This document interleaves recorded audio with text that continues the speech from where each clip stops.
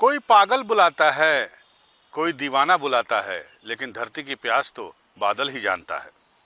कुमार विश्वास की ये मशहूर पंक्तियां लखनऊ में भी गूंजी। हम आपको बताते हैं कहां और कब। नमस्कार, मैं हूं अनूप श्रीवास्तव और आप देख रहे हैं टाइम 8 उत्तर प्रदेश। कुमार विश्वास, मशहूर कवि कुमार विश्वास कल लखनऊ में थे और आपको जानकर यह हैरानी होगी थोड़ी कि कुमार विश्वास लखनऊ में प्रोफेसर राम गोपाल यादव, जो समाजवादी पार्टी के महासचिव हैं, राष्ट्रीय महासचिव हैं, उनकी पुस्तक का विमोचन का मौका था, उस पर आए थे और बड़े तकरीर दी उन्होंने। 22 मिनट की तकरीर थी कुमार विश्वास की। इसमें उन्होंने समाजवादी पार्टी के मुखिया मुलायम सिंह यादव, अखिलेश यादव और राम गोपाल यादव की तारीफ भी की, तो किसी पे तंज भी किया। कुल 22 मिनट का ये भाषण है और इस भाषण में कुमार विश्वास ने जो कहा उसके मायने क्या हैं और उसके काफी दूर तक मायने निकाले जा रहे हैं। लखनऊ की राजनीति में कहिए या लखनऊ की राजनीतिक गलियारों में कहिए। क्या कुमार विश्वास अखिलेश के साथ आ गए हैं या ये एक महज इत्तेफाक था, बताएंगे हम। लेकिन सबसे पहले आप सुनिए कि इस टाइम 8 उत्तर प्रदेश पे कि कुमार विश्वास ने कहा क्या। उनके भाषण के कुछ चुनिंदा अंश हम आपको सुनाते हैं। दिल्ली के पत्रकारों को, अन्य दलों के बहुत सारे लोगों को बड़ी चिंता हुई कि मैं लखनऊ क्यों जा रहा हूं और अखिलेश यादव जी के बगल में बैठना है, प्रोफेसर साहब की किताब का विमोचन करना है। तो एक वरिष्ठ पत्रकार ने मुझसे पूछा कि ये कुछ अजीब नहीं है। मैंने उनसे कहा कि होता तो यही रहा था लोकतंत्र में, इन दिनों कुछ अजीब हो रहा है कि आसपास नहीं बैठ रहे हैं।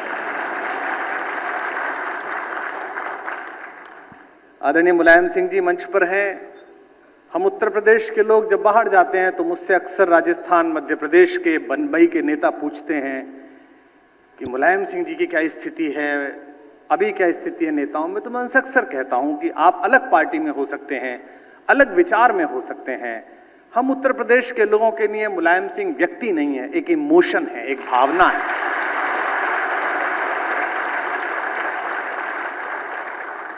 आप उनकी वैचारिकी से सहमत असहमत हो सकते हैं, उन्होंने जो निर्णय लिए उनसे सहमत असहमत हो सकते हैं।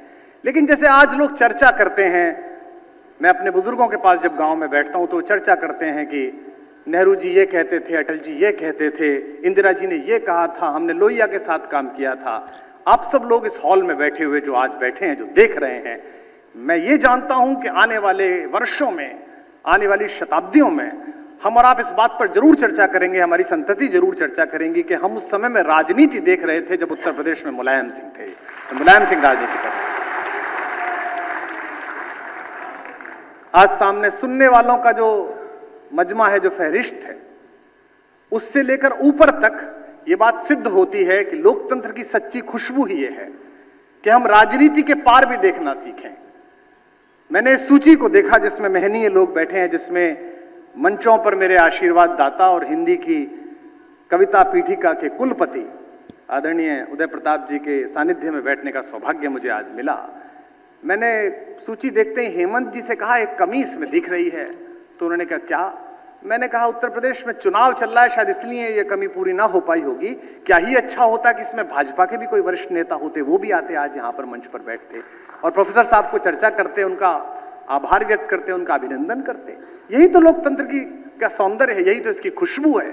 हमने राजवंशीय व्यवस्थाओं से चलकर, हमने बर्बरिक एज से चलकर, हमने अलग अलग प्रकार का सफर करके इसको, लोकतंत्र को तैयार करा है इस बात के लिए कि हम सदनों के अंदर, सड़क पर खड़े होकर, विधानसभाओं में, लोकसभाओं में, राज्यसभाओं में एक दूसरे से असहमत रहें। लेकिन जब हम एक दूसरे के व्यक्ति के गुणों के विषय में चर्चा करने के लिए इकट्ठे हों तो ऐसे इकट्ठे हों जैसे आज अतुल अंजान भी बैठे हुए हैं, आज मनोज भी बैठे हुए हैं, सब लोग यहां पर बैठे हुए हैं। मेरा तो सचमुच अच्छा है अगर इस मंच पर कोई व्यक्ति इस शीर्षक के साथ सहकार कर सकता है राजनीति के पार, वो हम अकेला आदमी हूं, क्योंकि मैं सचमुच पार खड़ा हूं। भाई जिन्हें बसा के आया था उन्होंने पार खड़ा कर दिया, और जो दूसरे पार के लोग हैं वो सोच रहे हैं कि इधर आ जाए तो अच्छा है। तो मैं प्रोफेसर साहब को बहुत बधाई देता हूं कि हम और आप ही पार खड़े हुए हैं। लेकिन वानप्रस्थ के बाद प्रोफेसर साहब ये समर आपको अभी इस बात की अनुमति नहीं देता कि आप राजनीति के पार खड़े हों। राजनीति युग धर्म है, उसकी नब्ज पर उंगलियां रखना हर सचेत आदमी का काम है, चाहे वो पत्रकार हो, चाहे वो चित्रकार हो, चाहे कवि हो। आप चूंकि राजनेता हैं, आप पार्टी में हैं, आप राज्यसभा की शोभा हैं, तो आपका उत्तरदायित्व भी है। थकान आपके लिए अपेक्षित नहीं है। ये कहना, जब मैंने इस किताब को देखा तो मैंने प्रोफेसर साहब का फोन आया मेरे पास कि मेरा मन है कि तुम लखनऊ आओ, तो मैंने कहा ये किसने आपको सलाह दी कि आप 75 वर्ष इसका नाम रख लीजिए, क्योंकि मैं आज तक भ्रम में था कि आप 60 प्लस के हो। ये जिसने भी किया है वो निश्चित रूप से आपके यौवन से चिढ़ता है। तो आप यही मान के चलिए कि आप अभी उतने ही युवा हैं जितने इस समाजवादी आंदोलन के प्रारंभ से आपकी भूमिका थी। अखिलेश यादव यहाँ पर हैं, उनके विषय में बड़े सारी टिप्पणियां उनसे सम्मोहित यहाँ वक्ताओं ने की है, लेकिन मैं उनसे इतना ही कहता हूं कि आप संघर्ष करिए, आप लड़िए। आपकी इस देश को भी जरूरत है, इस प्रदेश को भी जरूरत है।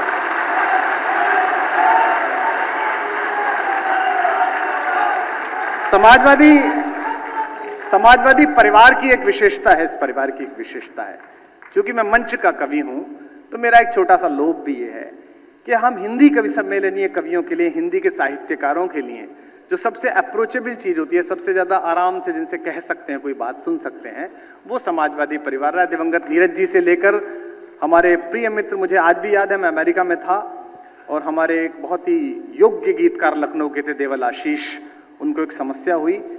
आधी रात फोन करने पर, उस समय अखिलेश जी मुख्यमंत्री थे यहाँ पर, तुरंत व्यवस्था हुई, उनका उपचार हुआ, हमने बचा नहीं पाए। तो अक्सर लोग अपने हिसाब से, अपनी इच्छाओं के हिसाब से सोचते हैं कि भाई सामने अगर व्यक्ति है तो आराम से होगा।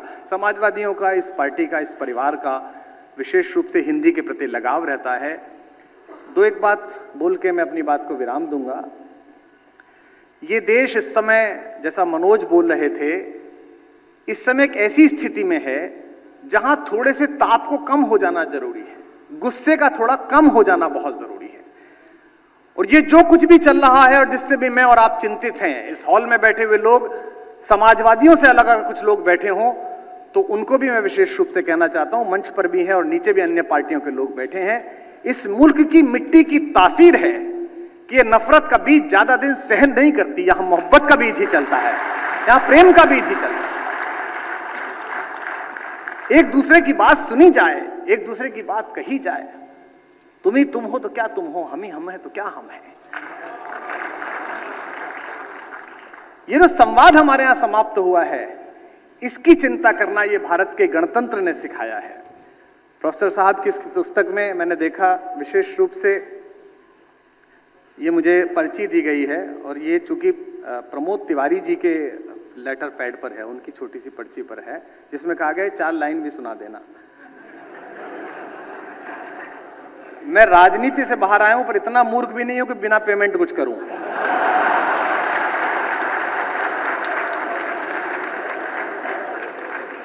हमारा तो निजी रूप से जन्म ही इस काम के लिए हो गया है। 2010 से 2014 तक इनकी पार्टी के खिलाफ लड़ते रहे, उसके बाद दूसरे आ गए, उनके खिलाफ लड़ते रहे। अब ये ऐसा ना हो जाए ये सत्ता में जाए फिर इनके खिलाफ लड़ो, पे अजीब बात ना हो जाए। तो प्रमोद जी का, तो प्रमोद तिवारी सबसे सुरक्षित इस मंच पे आदमी है। उन्हें पता है कुमार विश्वास कुछ भी बोले उनका कोई नुकसान फायदा नहीं होना है, तो वो परम प्रसन्न है। तो एक संवाद का समस्या इस देश में है कि हम बात नहीं कर रहे हैं। मैं किसी पर टिप्पणी नहीं कर रहा, किसी राजनीतिक दल पर भी टिप्पणी नहीं कर रहा, लेकिन समाजवाद के जो नए लोग हैं और जो यहां बैठे हुए लोग हैं, वो भी इस बात की कोशिश करें कि हो सकता है आप ही अंतिम सत्य ना हो सकता है दूसरे का सत्य भी सुना जाना चाहिए। और यही हमने गणतंत्र में एक बातचीत का रास्ता तैयार करा है। इसको बचाने की जरूरत है, चाहे किसी भी पार्टी के लोग हों। इसीलिए मैंने शुरू में कहा कि यह सभी पार्टियों के लोग हैं, एकाध दल के लोग नहीं दिख रहे हैं। और मैं जानता हूं उनकी शुभकामनाएं भी प्रोफेसर साहब के प्रति बहुत है। वो एक ऐसे व्यक्ति हैं जो अजात शत्रु व्यक्ति हैं। जब अटल जी दिवंगत हुए तो हम यही कहते थे कि भाई अटल जी के विरोधी हो सकते हैं, लेकिन उनका कोई ऐसा विपक्षी नहीं है जो उनके रहने से असहमत हो। कुछ लोग जिनके रहने से शोभा होती है। आज हेमंत जी ने बड़ा सुंदर शब्द दिया रामगोपाल जी को कि रामगोपाल जी उत्सव मूर्ति हैं। वे भारतीय जनता पार्टी से लेकर समाजवादी पार्टी तक सबकी राज्यसभा में उपस्थिति होने के बाद उत्सव मूर्ति हैं। और एक मुझे सबसे सम्मोहक आज लगा, जो मनोज ने भी नोट किया, कि नेताजी जब मंच पे आए तो उन्हें इस बात की चिंता नहीं थी कि इस मंच पर कौन बैठा है, उन्हें चिंता थी नीचे कौन बैठा है। तो ये थे कुमार विश्वास। आपने सुना और आपने देखा भी, सुना भी, और किस तरह से कुमार विश्वास ने जो है भरी महफिल में अपनी बात कही और जो कहा उसका कुछ और भी मतलब निकल सकता है, नहीं भी निकल सकता है, लेकिन पब्लिक ने वहां पूरा आनंद लिया इस बात का। कुमार विश्वास खुद भी राजनीति में रह चुके हैं, आम आदमी पार्टी की तरफ से जो है चुनाव लड़ा उन्होंने अमेठी में, और उसके बाद से वो 2014 के बाद से उन्होंने छोड़ दिया राजनीति और अपने जो मूल उनकी धारा है कविता उस पर चले आए। लेकिन आज जो ये प्रोग्राम हुआ है और जिस तरह से कुमार विश्वास यहाँ पर आए, बोले और उन्होंने कहा, उससे ये अटकलें तेज हो गई कि क्या कुमार विश्वास एक बार फिर से राजनीति में वापस आ रहे हैं। टाइम 8 उत्तर प्रदेश के लिए मैं अनूप श्रीवास्तव।